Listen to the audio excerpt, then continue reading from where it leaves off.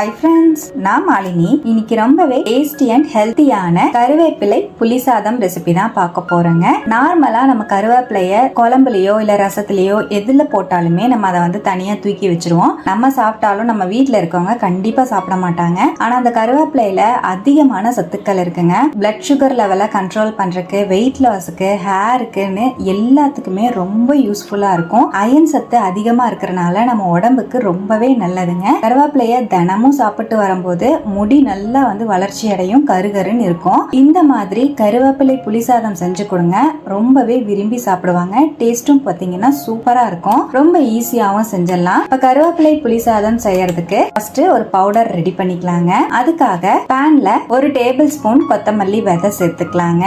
ஒரு டீஸ்பூன் உளுந்து ஆட் பண்ணிக்கலாங்க. நான் சொல்லியிருக்கிற அளவுகள் ஒரு கப் ரைஸுக்கு சரியா இருக்கும். நல்லா வறுத்து விட்டுக்கலாம். மல்லி விதையும் உளுந்தும் நல்லா வாசம் வர மாதிரி வறுத்து விட்டுக்கலாங்க. மீடியம் ஃப்ளேம்லயே நல்லா வறுத்துக்கோங்க. இதோடவே ஒரு டீஸ்பூன் ஜீரகம் ஆட் பண்ணிக்கலாம். 5-6 வரமிளகா சேர்த்துக்கலாம். நல்லா வறுத்து விட்டுக்கலாங்க. நம்ம சேர்த்த பொருள் எல்லாமே அப்படியே வாசம் வர அளவுக்கு வறுத்துக்கலாம். இப்ப நல்லா வறுத்துட்டேன். இதோடவே ஒரு டீஸ்பூன் வெள்ளை எள்ளு சேர்த்துக்கலாங்க. வெள்ளை எள்ளுக்கு பதிலா நீங்க கருப்பெள்ளு கூட சேர்த்துக்கலாம். நல்லா கலந்து விட்டுட்டு எள்ளு வெடிக்கிறதுக்கு முன்னாடி 2 கை அளவுக்கு கருவேப்பிலை சேர்த்துக்கலாங்க. நல்லா வறுத்து விட்டுக்கலாம். எள்ளும் கருவேப்பிலையும் நல்லா சேர்ந்தே நமக்கு வறுபட்டுரும். மீடியம் டு லோ ஃப்ளேம்ல வச்சு நல்லா வறுத்துக்கோங்க. பாருங்க, நம்ம சேர்த்த எல்லா பொருளையும் நல்லா வறுத்துட்டேன். கருவேப்பிலையும் நல்லா வறுபட்டுருச்சு. லைட்டா ரூம் டெம்பரேச்சர் வந்ததுக்கு அப்புறமா மிக்ஸி ஜாருக்கு மாத்தி அரைச்சு எடுத்துக்கலாம்.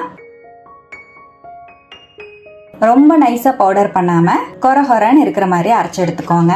இப்ப பாருங்க, நமக்கு கருவேப்பிலை பொடி ரெடி ஆயிடுச்சுங்க.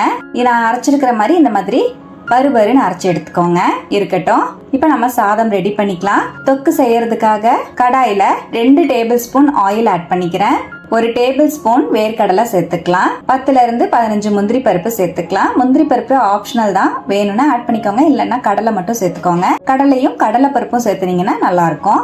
நல்லா வறுத்து விட்டுக்கலாங்க. நம்ம சேர்த்திருக்கிற முந்திரி பருப்பும் கடலையும் நல்லா வறுபடணும். முந்திரி பருப்போட நிறம் மாறி வர அளவுக்கு வறுத்துக்கலாம். பாருங்க, நல்லா கோல்டன் ப்ரௌன் கலர்ல வறுபட்டுருச்சு. வறுத்த பொருளை நம்ம வெளியே எடுத்துடலாங்க. இந்த மாதிரி கடலையும் முந்திரி பருப்பையும் வறுத்துட்டு வெளியே எடுத்துட்டு நம்ம கடைசியா சாதத்தோட சேர்க்கும் போது சாப்பிட்றதுக்கு ரொம்ப கஞ்சியா இருக்கும். அவ்வளவுதான். இப்ப வறுத்த வேர்க்கடலையும் முந்திரி பருப்பையும் நான் வெளியே எடுத்துட்டேன். இப்ப அதே ஆயில்ல நம்ம அரைச்சு வச்சிருக்கிற பவுடரை சேர்த்துக்கலாம். நல்லா கலந்து விட்டுக்கலாம். இப்ப நல்லா கலந்துட்டு இதோட சின்னதா ஒரு நெல்லிக்காய் சைஸ் அளவுக்கு புளிய கரைச்சி வச்சிருக்கேன், சேர்த்துக்கலாம். உங்க புளிப்புக்கு தகுந்த மாதிரி புளி சேர்த்துக்கோங்க. நான் 1 கப் ரைஸுக்கு அளவுகள் சொல்லியிருக்கேங்க. மெஷரிங் கப்ல 1 கப் அளவு ரைஸ் வடிச்சு எடுத்து வச்சிருக்கேன். அந்த அளவுகளை நான் சொல்லியிருக்கேன். 1 டீஸ்பூன் உப்பு ஆட் பண்ணிக்கலாம். நல்லா மிக்ஸ் பண்ணிக்கலாம். மீடியம் ஃப்ளேம்ல வச்சு ஒரு 2-3 நிமிஷம் நல்லா கலந்து விடுங்க. நமக்கு எண்ணெய் எல்லாம் செப்பரேட் ஆகி நமக்கு தொக்கு சூப்பரா ரெடி ஆகி வரும்.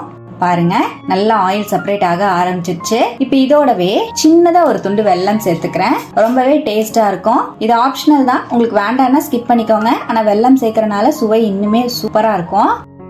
இப்ப வெல்லத்தையும் சேர்த்து நல்லா கலந்துட்டேன். பாருங்க, நம்ம தொக்கோட கன்சிஸ்டன்சி இப்படி இருக்கு. இன்னும் ஒரு 2 நிமிஷம் மீடியம் ஃப்ளேம்லயே வச்சு நல்லா கலந்துக்கலாம். பாருங்க, நான் கலந்துட்டே இருக்கேன்.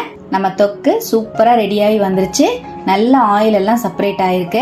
நல்லா கலந்து விட்டுட்டு இந்த டைமிங்ல நம்ம வறுத்து வச்சிருக்கிற முந்திரி பருப்பையும் வேர்க்கடலையும் சேர்த்துக்கலாம். நல்லா மிக்ஸ் பண்ணிக்கலாங்க. அவ்வளவுதான். இப்ப ஸ்டவ் அணைச்சிட்டு ஒரு 1/2 டீஸ்பூன் அளவுக்கு பெருங்காயப்பொடி சேர்த்துக்கிறேன். நல்லா மிக்ஸ் பண்ணிக்கலாம்.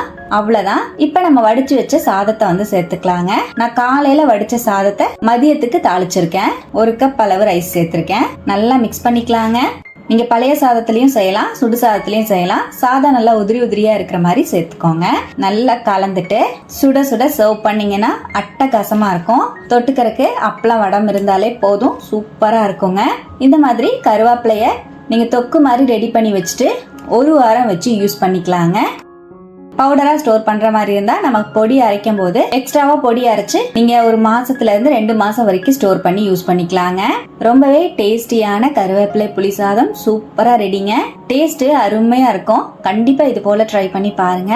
ரொம்பவே ஹெல்த்தியான இந்த கருவேப்பிலை புளிசாதத்தை ட்ரை பண்ணிட்டு எப்படி வந்ததுன்னு கமெண்ட்லயும் ஷேர் பண்ணுங்க. நம்ம சேனலுக்கு இப்பதான் ஃபர்ஸ்ட் டைமா வந்திருக்கீங்கன்னா சப்ஸ்கிரைப் பண்ணி பக்கத்துல இருக்கிற பெல் ஐகானையும் பிரஸ் பண்ணுங்க. லைக் பண்ணுங்க. ஃப்ரெண்ட்ஸ் அண்ட் ஃபேமிலியோட ஷேர் பண்ண மறக்காதீங்க ஃப்ரெண்ட்ஸ். தேங்க்யூ.